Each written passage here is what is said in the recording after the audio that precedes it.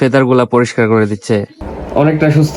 বাচ্চা দুইটা কিন্তু অনেক অনেক পরিমাণ কিন্তু ঝড় হয়েছে ছিল এই বাচ্চার মধ্যে। সবকিছুই কিন্তু অনেক সুন্দর লাগছে দেখতে।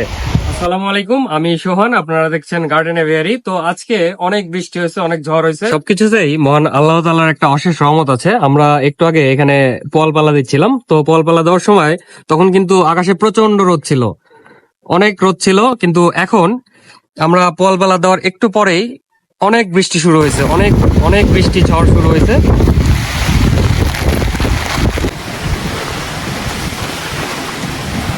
এখানে আমার ফুল গাছটায় অনেক ফুল ধরছে মাশাআল্লাহ, দেখতেও কিন্তু অনেক সুন্দর লাগছে। এই ওয়েদারে সবকিছুই কিন্তু অনেক সুন্দর লাগছে দেখতে। আমার অনেক অনেক পরিমাণ কিন্তু ঝড় হয়েছে, কিন্তু আমার একটা আমও পড়েনি। আকাশে কিন্তু অনেক রোদ ছিল, ওয়েদারটা কিন্তু একদম গরম ছিল, অনেক রোদ বের হয়েছিল। কিন্তু এখন হঠাৎ করে আমাদের পলপালাটা দেওয়া শেষ হয়েছে, তখনই কিন্তু বৃষ্টি শুরু হয়েছে, বৃষ্টি আর ঝড়।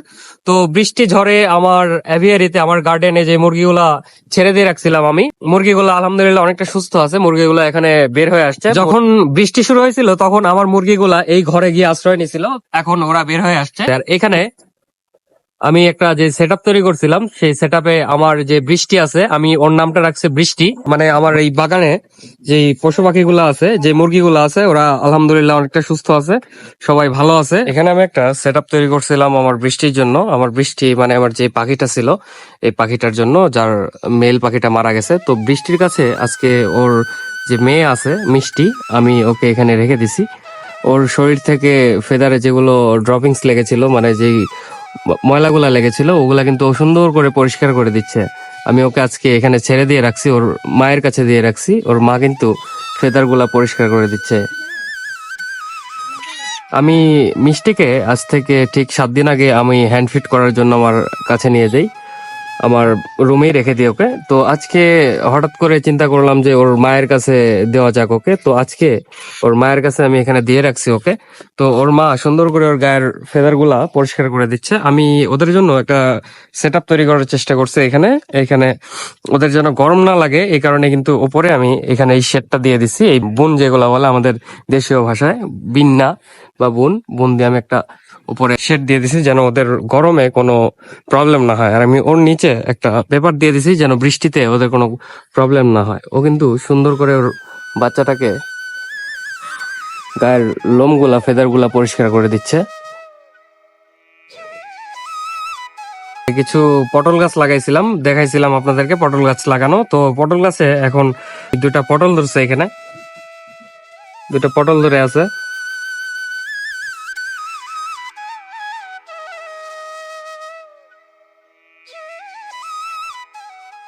আমার মুরগিগুলাকে ভ্যাকসিন করা আজকে 4 দিন হচ্ছে। তো 4 দিন পরে আমি যেটা লক্ষ্য করলাম, সেটা হচ্ছে আমার প্রায় মুরগিরই নাক দিয়ে ঠান্ডা বের হচ্ছে, সর্দি বের হচ্ছে।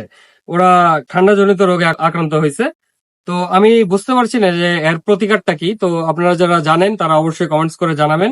মিষ্টি কিন্তু আলহামদুলিল্লাহ এখন অনেকটা সুস্থ হয়ে গেছে, আমার বাচ্চাটা অনেকটা সুস্থ। ও কিন্তু আগে একদমই দাঁড়াতেই পারছিল না, কিন্তু এখন ও অনেকটা সুস্থ, ও অনেকটা রেসপন্স করছে। বুড়া, হ্যাঁ বুড়া, রে আমার মিষ্টির ফেদার গুলা বুড়া পরিষ্কার করে দিচ্ছে। ব্যাপারটা দেখতে অনেক ভালো লাগছে, এই কারণে কিন্তু ওদের দুজনকে আমি এখানে ছেড়ে দিয়ে রাখছি। বুড়া হচ্ছে আমার সেই ছোট্ট পাখিটা, ওকে আমি যখন ম্যাঙ্গোকে নিয়েছিলাম তার ঠিক 3 মাস পরে আমি বুড়াকে আমার বাসায় নিয়ে আসি। তো তারপর থেকেই আমার কাছে আছে বুড়া। যেগুলা ফেদারে ময়লা লেগেছিল ওগুলা কিন্তু ও পরিষ্কার করে দিচ্ছে সুন্দর করে।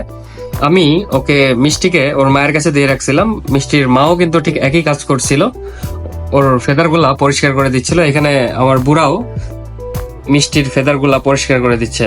কি খিদা লাগছে মিষ্টি?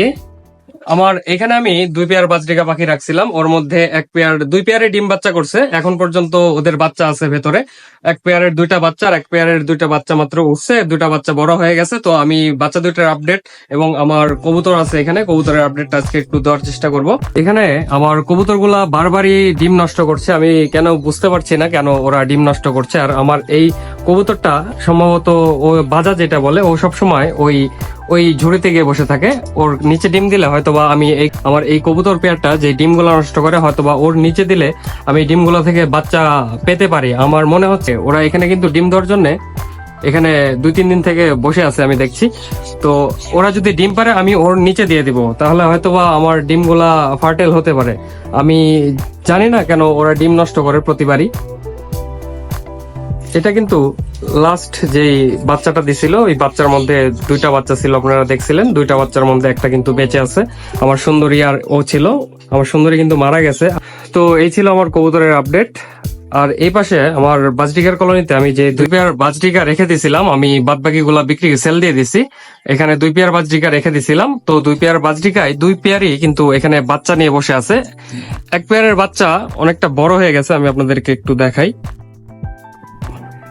বাচ্চা 2টা কিন্তু মাশাআল্লাহ অনেকটা বড় হয়ে গেছে, এখানে অনেক বড় হয়ে গেছে। ওরা কিছুদিনের মধ্যে বের হয়ে ফ্লাই করা শুরু করবে। এর আগে যেমনটা হয়েছিল আমি দেখছিলাম। তো আমি ওদেরকে বিরক্ত না করে রেখে দিই এখানে।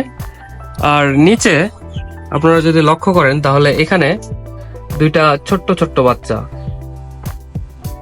ছোট্ট বাচ্চার ওরা ডিমগুলা নষ্ট করছে। আমি শুনেছি যে বাজরিকা কলোনি করলে নাকি বাজরিকার প্রোডাকশন একটু কম হয়, বাজরিকা একটু ডিম বাচ্চা একটু কম করে। করবেন ওরা যেন ভালো থাকে, সুস্থ থাকে। আবার অনেক রোদ উঠছে, আবার অনেক গরম। তো যাই হোক, সবাই ভালো থাকবেন, সুস্থ থাকবেন। আমার পাখিগুলোর জন্য দোয়া করবেন, ওরা যেন সবসময় ভালো থাকে, সুস্থ থাকে, ওদেরকে যেন আমি সবসময় ভালো রাখতে পারি। তো দেখা হবে নতুন আরেকটি ভিডিওতে। ততক্ষণ পর্যন্ত আসসালামু আলাইকুম।